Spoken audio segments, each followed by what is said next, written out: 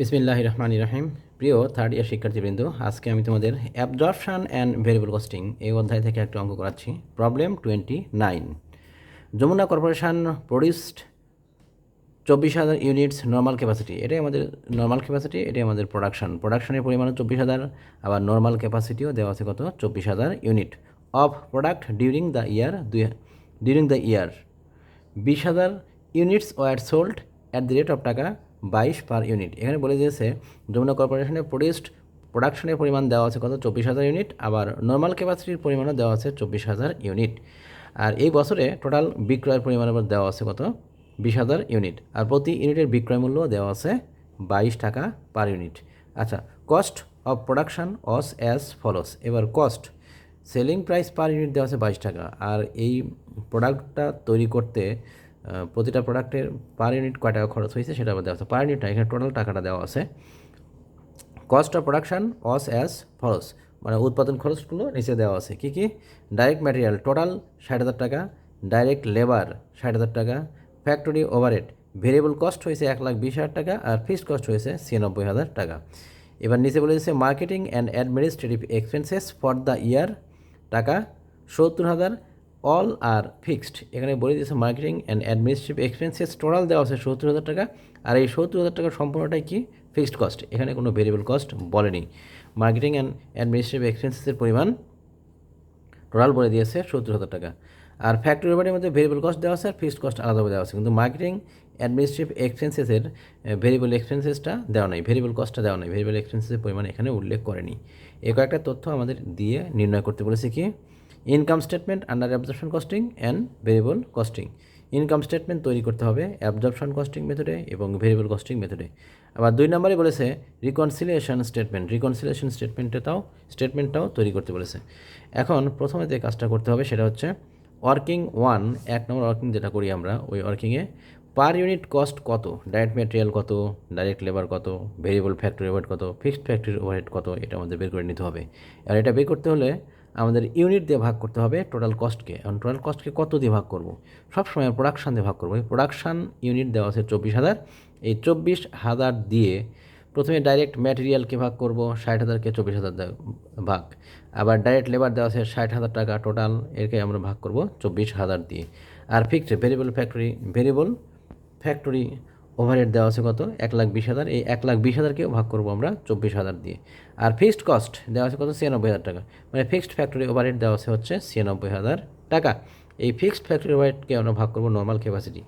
এই অঙ্কে আমাদের নর্মাল ক্যাপাসিটি 24,000, আবার প্রোডাকশনের পরিমাণে 24,000, সুতরাং এই নর্মাল ক্যাপাসিটি 24,000 দিয়ে আমরা ভাগ করব ফিক্সড ফ্যাক্টরি ওভারহেড টোটাল যে টাকাটা দেওয়া আছে এটা আগে। এখন আমি সলিউশনে যাচ্ছি, সবাই সলিউশনটা খেয়াল করো।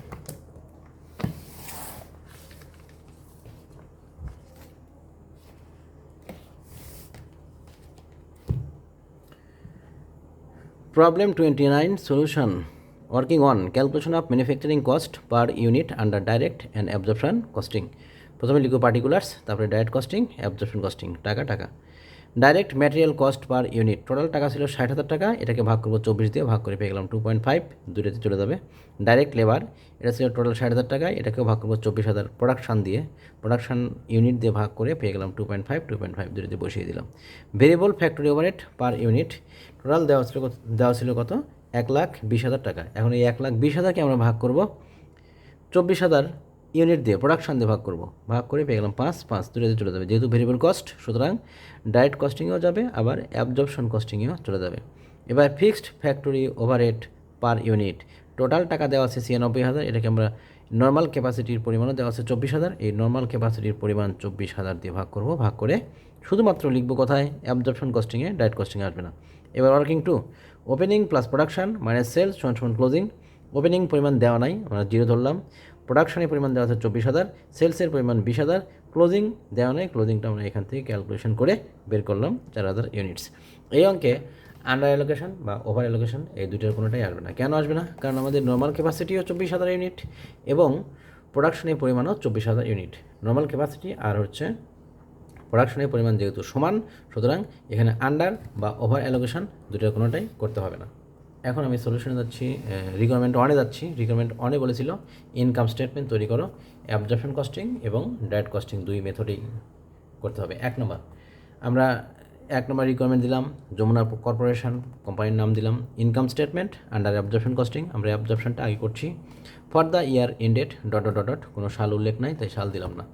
আচ্ছা, তারপরে প্রথমে কী আসবে, পার্টিকুলার, তারপরে টাকা টাকা, সেলসের পরিমাণ 20,000 ইউনিট, 22 টাকা করে প্রতি ইউনিটের দাম, তাহলে 20,000 গুণন 22 করে 4,40,000, less cost of goods sold, যেহেতু অ্যাবজর্পশন কস্টিং সুতরাং ভেরিয়েবল কথাটা লেখা যাবে না, এখানে আমরা শুধু লিখব cost of goods sold. Cost of beginning inventory নাই, নীল, এখানে 0। আচ্ছা, কস্ট অফ প্রোডাকশান দেওয়া আছে কত, 24,000, আর প্রতি ইউনিটের দাম 14 টাকা। এটা আমরা কোথায় পেয়েছি, অ্যাবজর্পশন কস্টিংয়ের রেট পেয়েছি 14 টাকা। আচ্ছা, তাহলে 14 দিয়ে গুণ করলাম, 24,000কে গুণ করে পেয়ে গেলাম 3,36,000 টাকা। নিচে নামিয়ে দিলাম, নামিয়ে যেটা আসলো এর নাম হচ্ছে cost of goods available for sale. তাহলে cost of goods available for sale পেলাম 3,36,000 টাকা। এবার লেস করব cost of ending inventory, cost of ending inventory. আচ্ছা, ইন্ডিং ইনভেন্টরির পরিমাণ আমাদের এখানে বলে দিয়েছে 4,000 টাকা বলে দিয়েছিলাম, আমরা ক্যালকুলেশন করে বের করেছিলাম ইন্ডিং ইনভেন্টরি ইউনিট। এই ইউনিটকে গুণ করব অ্যাবজর্পশন কস্টিংয়ের রেট দিয়ে 14 টাকা দিয়ে গুণ করলাম, করে পেয়ে গেলাম কত, 56,000 টাকা। এটা এখান থেকে বাদ দিব, বাদ দিয়ে যে অ্যামাউন্ট আসবে এটাকে আমরা ডান পাশে পার করে দিব, কারণ এখানে আমাদের আন্ডার অ্যালোকেশন নাই, ওভার অ্যালোকেশন নাই, আবার আনফেভারেবল ফেভারেবল ভেরিয়েন্সও দেওয়া নাই। সুতরাং এখান থেকে এটা বাদ দেওয়ার পর যেটা আসবে এটাকে বলবো আমরা cost of goods sold at standard and actual. এটাই আমাদের স্ট্যান্ডার্ড, এটাই আমাদের actual cost of goods sold. এখন আমরা সেলস থেকে বাদ দিব, সেলসের পরিমাণ ছিল 4,40,000, 4,40,000 থেকে বাদ দিচ্ছি 2,80,000, বাদ দিয়ে যেটা আসলো এর নাম হচ্ছে গ্রস প্রফিট। গ্রস প্রফিটের পরিমাণ পেলাম 1,60,000। এবার এখান থেকে বাদ দিব অপারেটিং কস্ট, গ্রস প্রফিট থেকে অপারেটিং কস্ট বাদ দিলে চলে আসবে কি, নেট ইনকাম। আমরা operating expenses less operating expenses এই কথাটা লিখলাম, লিখে লিখবো কি, প্রথমে variable marketing and administrative expenses, এটা অঙ্কে দেওয়া নাই, আমি 0 বসিয়ে দিলাম। আর fixed marketing and administrative expenses 70,000 টাকা, তাহলে 70 + 0 তাহলে কত আসলো, 70,000 টাকায় আসলো। এবার 1,60,000 থেকে 70,000 বাদ দিয়ে আমরা পেয়ে যাচ্ছি কত, নেট ইনকাম 90,000 টাকা।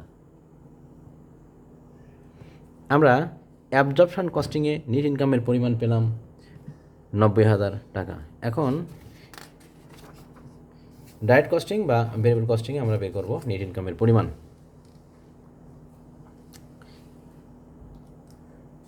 একই রকমভাবে আমরা প্রথমে কোম্পানির নাম লিখব Jamuna corporation, income statement under direct costing দিয়ে এখানে ফর দ্য ইয়ার ইনডেট দিয়ে প্রথমে কী লিখব, পার্টিকুলার্স, টাকা টাকা টাকা কলম 2টা, সেলসের পরিমাণ লিখলাম 4,40,000 টাকা, variable cost of good sold less variable cost of good sold. প্রথমে আসবে variable cost of beginning inventory, nil, কোনো টাকা আসবে না এখানে। আর তারপরে লেস আসবে কি, লেস ভেরিয়েবল কস্ট অফ প্রোডাকশনের পরিমাণ 24,000, 10 টাকা করে রেট। ডাইরেক্ট কস্টিংয়ের রেট আমরা পেয়েছি 10 টাকা করে, গুণ করলাম, গুণ করে পেয়ে গেলাম 2,40,000, যোগ করে আসলো 2,40,000 টাকা। এর নাম হচ্ছে variable cost of goods available for sell. এবার লেস হচ্ছে variable cost of ending inventory, ending inventory পরিমাণ ছিল হচ্ছে 4,000 ইউনিট। আর ডাইরেক্ট কস্টিংয়ের রেট পেয়েছি আমরা কত, ডাইরেক্ট কস্টিংয়ের রেট পেয়েছি 10 টাকা, 10 টাকা দিয়ে গুণ করলাম, গুণ করে পেয়ে গেলাম 40,000। 2,40,000 থেকে 40,000 বাদ দিয়ে আমরা পাচ্ছি 2,00,000 টাকা। এই 2,00,000 টাকার নাম হচ্ছে variable cost of goods sold at standard and actual. এটাই স্ট্যান্ডার্ড, এটাই অ্যাকচুয়াল, কারণ এখানে আনফেভারেবল বা ফেভারেবল ভেরিয়েন্স দেওয়া নাই, তাই এখানে কোনো যোগ বিয়োগ আসলো না, সরাসরি এই পাশে পার করে দিলাম, দিয়ে পেলাম 2,00,000 টাকায়। 2,00,000 টাকার নামই হচ্ছে cost of goods sold at standard and actual. এটা বাদ দিব আমরা সেলস থেকে কস্ট অফ গুডস সোল্ড বাদ দিয়ে যে অ্যামাউন্ট আসে এর নাম হচ্ছে গ্রস কন্ট্রিবিউশন মার্জিন। কিন্তু এখানে আমাদের variable marketing and administrative expenses যেহেতু দেওয়া নাই, তাই এটাই আমাদের নিট কন্ট্রিবিউশন মার্জিন, এটার নামই হচ্ছে গ্রস কন্ট্রিবিউশন মার্জিন। তাহলে আমরা লিখলাম নিট কন্ট্রিবিউশন মার্জিনের পরিমাণ 2,40,000। এই 2,40,000 থেকে আমরা এখন বাদ দিব কি, ফিক্সড কস্ট। ফিক্সড কস্ট এখানে অঙ্কে একটাই দেওয়া আছে, 2টা আছে, একটা হচ্ছে fixed marketing and administrative expenses, একটা হচ্ছে ফিক্সড ফ্যাক্টরি ওভারহেড। আমাদের ফিক্সড মার্কেটিং অ্যান্ড অ্যাডমিনিস্ট্রেটিভ এটা হচ্ছে দেওয়া আছে 70,000 টাকা, আর ফিক্সড ফ্যাক্টরি ওভারহেড এটা আমাদের আগের অংশে আসেনি, এটাতে আসবে, শুধুমাত্র ডাইরেক্ট কস্টিংয়ে দেখাতে হয় এটা। তো ফিক্সড ফ্যাক্টরি ওভারহেডের পরিমাণ দেওয়া আছে 96,000 টাকা, 96 আর 70,000 দুইটা যোগ করে আমরা পাচ্ছি কত, 1,66,000 টাকা। এই 1,66,000 টাকা আমরা বাদ দেবো কোথা থেকে, নিট কন্ট্রিবিউশন মার্জিন থেকে। নিট কন্ট্রিবিউশন মার্জিন থেকে 1,66,000 টাকা বাদ দিলাম, বাদ দিলে যেটা আসলো নেট ইনকাম, এটাই হচ্ছে আমাদের নেট ইনকাম 74,000 টাকা। এটা আসলে হচ্ছে under direct costing. Direct costing বা ভেরিয়েবল কস্টিং মেথডে আমরা নেট ইনকামের পরিমাণ পেলাম ৭৪,০০০ টাকা। এখন আমরা রিকনসিলিয়েশন স্টেটমেন্টটা করছি। রিকনসিলিয়েশন স্টেটমেন্ট এটা হচ্ছে এস অঙ্কে আমরা লিখলাম প্রথমে Jamuna corporation reconciliation statement. Particular টাকার কলমে একটাই আসবে এখানে। Net income under absorption costing ৯০,০০০ টাকা, অ্যাবজর্পশন কস্টিং আমরা ৯০,০০০ টাকা পেয়েছি। আর net income under direct costing ৭৪,০০০ টাকা, বাদ দিলাম আসলে কত ১৬,০০০ টাকা। এর নাম হচ্ছে ডিফারেন্স ইন নেট ইনকাম।